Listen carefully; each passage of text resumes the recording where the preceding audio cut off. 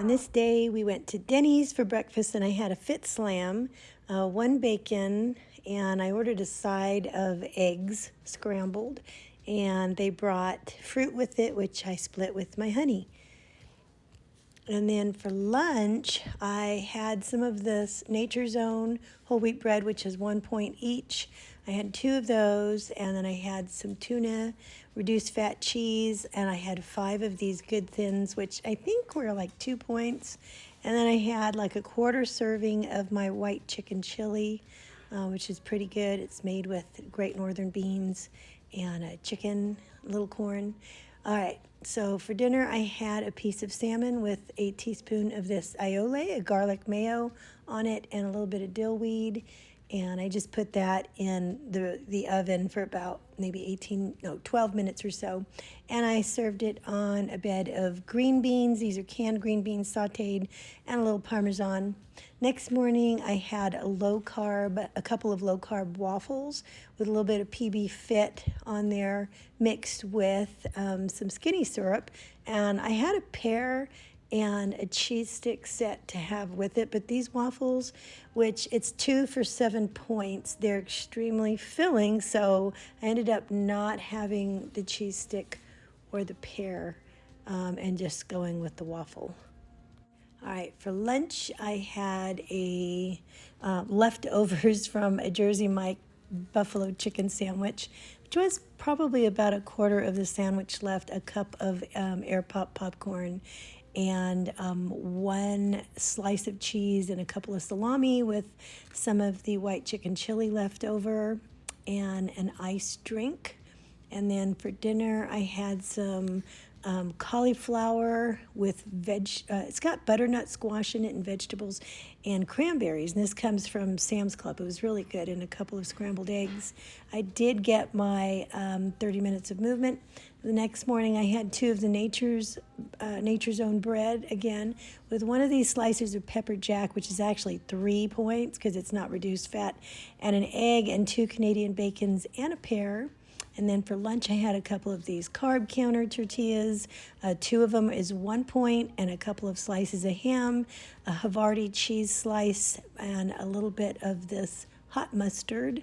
And so that kept the points down pretty well, and a little bit more. The last of my white chicken chili and this ice drink, which is apple cider flavor, and it tastes just like a Martinelli's apple cider.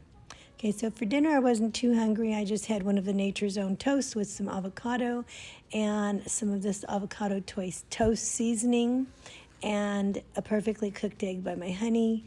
And I had 1 of these gingerbread men for dessert. Okay, so I went to Sam's today, and I got the kids another box of chips. And these are the kind that we get normally. Where's the information? If you look at the information, all of these are, except for these 2, are over 200 calories, and the carbs are about 23 grams or so, or 24 per each bag. And so I found these. These are, I don't know how to pronounce it, totis or toties, but they are, I think they're like Latin chips or something. But anyway, they are half of the calories and they are half of the carbs. So they're only like 13 carbs per bag. And there's chili and lime and cheddar puffs, cheese puffs, and hot chili. I'm not too big on the hot chili. But, and this one is lime and salt. So I'm going to be trying these and seeing if that kind of is a good substitute for regular chips. Good morning, guys. All right, so a few of you had asked what supplements I was taking before I had my liver problem episode ending up in the hospital, and I said that I would show you. But I want you to keep in mind, I am not giving advice, medical advice. I am not saying you should or should not take any sort of supplements. And I want to clarify that the doctors still, were pretty perplexed and as to what happened.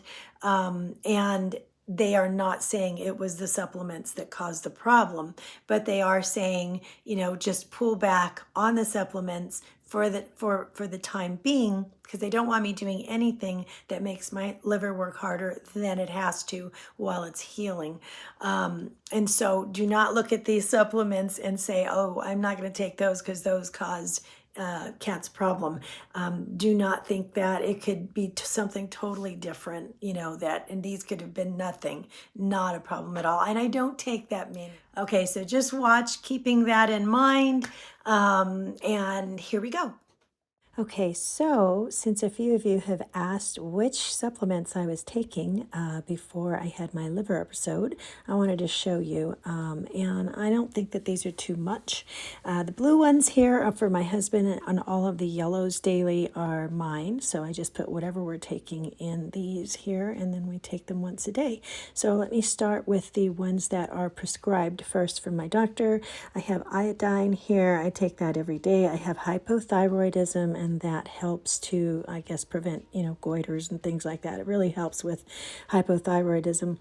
And then this is DIM. This is actually prescribed so that it kind of goes along with my pellet hormone replacement therapy implantation, and it helps me to uptake more of the pellet implant when I have that. And so that supplement for that. And then I have ADK, which supports bone health, calcium optimization, and cardiovascular health. And so that one I take daily. And then I also have allergies that are seasonal, so I take one Zyrtec every day. And those are the ones that I take rain or shine every single day. All right, these are all ones that I was taking every day before, my episode. B12, which a lot of people are low on, even when you think you're not. So I would take like a supplement of that. D3, my D levels have always been really low, and especially during the winter months, it's hard to get that sun outside. So sometimes, most people are low on D vitamins. And so I would take one of these a day. I also take, during the winter months, I'll take a zinc because of all of the flus and colds going around. And then biotin I started taking for hair and nail strength, just to start. I hadn't been doing that for too long. A daily vitamin, and this is a women's daily vitamin. And if you look, a lot of these, and it does contain a lot, but it doesn't have like the maximum daily or the minimum daily allowance is in here. But you could always take more of some of the things that are in it. And a magnesium, I take a 400 milligram daily adult recommended dosage of magnesium. It helps with muscle nerve function, energy production, combats depression, lots of stuff.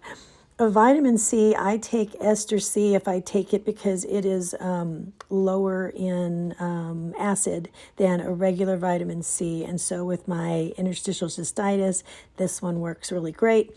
And I'll take that with zinc when maybe somebody gets sick around here or something. I try not to get it myself. And I'll take those two with this oregano capsule. And those three really help to combat getting a cold or anything like that. And these have worked like a charm. Everybody, all the kids have been sick in this house. Again, Honey and I have not. I'll also add in around that time some of this colloidal silver. And this has no side effects whatsoever, just like a tablespoon under the tongue for 30 seconds, and then you drink it. And you can put this on cuts and things like that too. And it just kills germs. It's like a natural antibiotic, and it's just a really good stuff. It just tastes like water. But I buy this one locally, but you could find it online on Amazon. Okay, another one that I used to take was potassium glutamate, and I was taking this while I started keto and low carb because I was combating some of the side effects of going low carb at first, but then they kind of subsided. Turmeric and curcumin. Now, notice that this has black pepper in it. If you don't have black pepper in the turmeric supplement, you will not uptake the nutrients. So this is really important. This is really good to help keep the inflammation down, and I will also take that every day pretty religiously. So a lot of these I actually stopped taking when the doctor said just go easy on the supplements now, but I do add this to my everyday, and I will add the magnesium every day. So this is what I do now, and I put everything else aside for the moment, and I just take these every day now. And so I'm kind of like just taking the bare minimums of the supplements that I need daily. Okay, so that's my supplements. And again, I think you should always check with your doctor no matter what supplements you add in. And I get my blood work done like twice a year to see what levels of nutrients and vitamins and things like that that I'm actually low in. And that's how I developed taking the supplements that I did, is because I wanted to make sure those levels, and a lot of them have worked really well and have brought up those levels. And so being off of them for a while, I'm not quite sure what that's going to do to my levels, but we will see. I'm going to have to take I'm due for blood work again in 6 weeks, and we're going to see. And I think my doctor was also going to check the liver enzyme levels and see what those are looking like. So when I find that out, I'll let you know, and I'll give you an update. So again, do the supplementations if you do it with your doctor always. And, I guess, yeah, it's always smart not to overdo anything, but I would just go, you have to work with your doctor on it. Sometimes supplementations do actually harm people. So you just have to be careful. But anyway, take it with a grain of salt. And I said I would share with you, and I did. So I'm going to let you go for now. I will see you really soon. I hope you have a wonderful day. It's Sunday, and I hope you have a marvelous day. Bye, guys.